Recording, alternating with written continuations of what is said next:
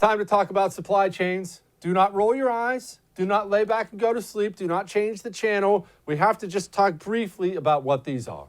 And understand this. We're dealing with an entire economy. So there are 1,000,001 of these, but just know, for instance, a restaurant. If a restaurant exists, then a restaurant is constantly buying certain things.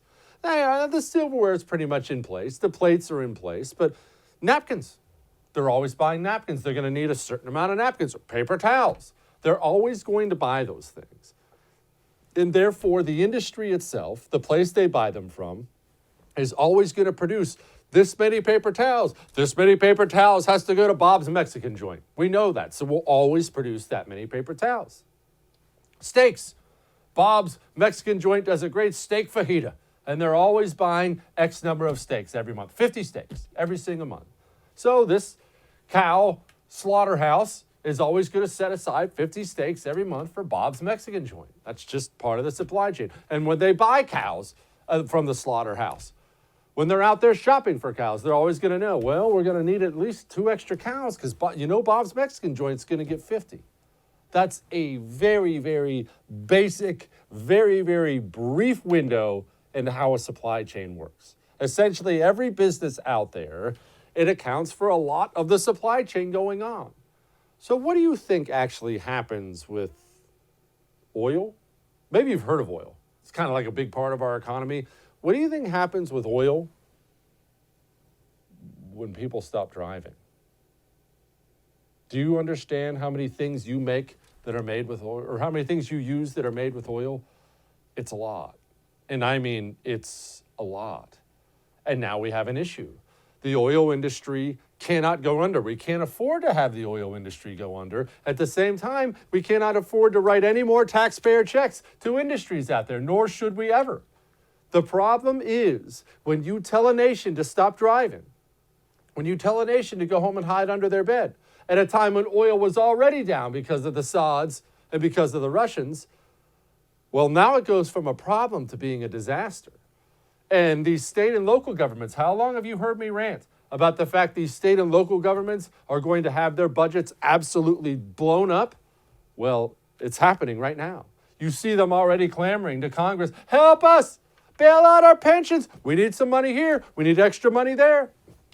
Oh, and get ready as a quick side note. Go ahead and record this, Mr. Producer. As a quick side note, they're going to make all these state bailouts all about police and fire. You watch. Because nobody likes to, Illinois was stupid, but that's Illinois. Nobody likes to jump out there right away. It's just one of the most corrupt states in the union. So, of course, they were going to be too honest about the fact that, hey, we need some more money for our pension. Our state pension needs money, which is the dumbest thing ever. They're not going to be that dumb for very long. Before you know it, each one of these states begging for a bailout, they're going to make it about police and fire. We need money.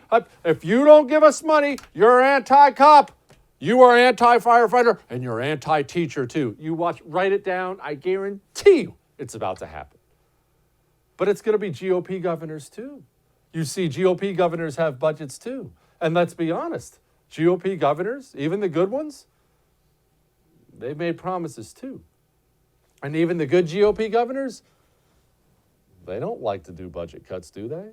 Everybody likes to spend, baby. Spend, spend, spend. I won't spend as much as the Democrat, but we gotta shell it out there. And you gotta make sure your big industries stay in business.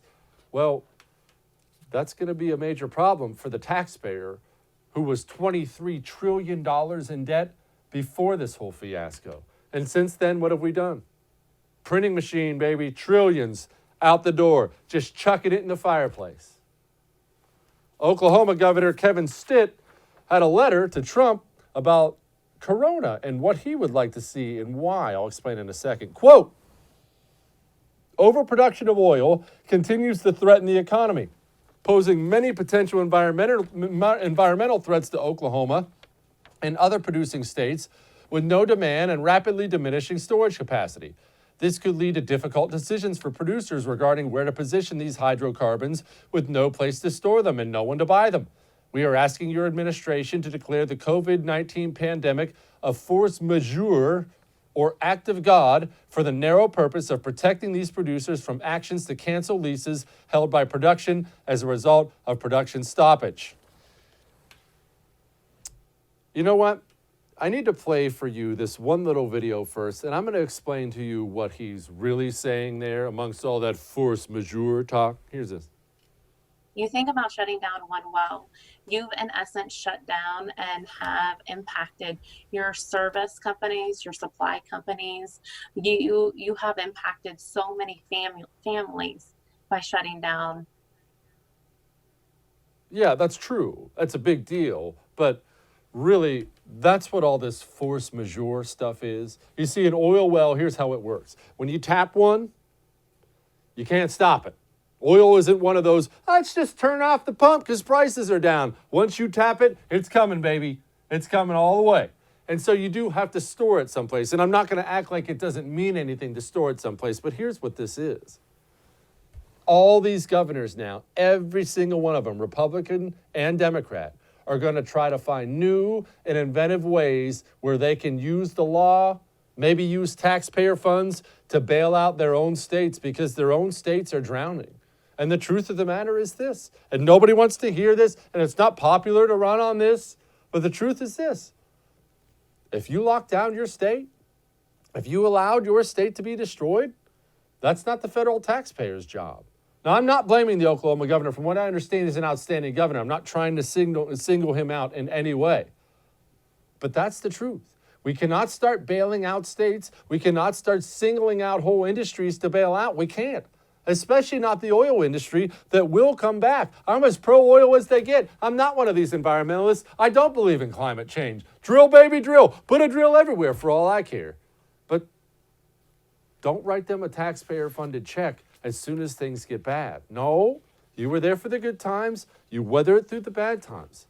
I don't want any more federal government, quote, help.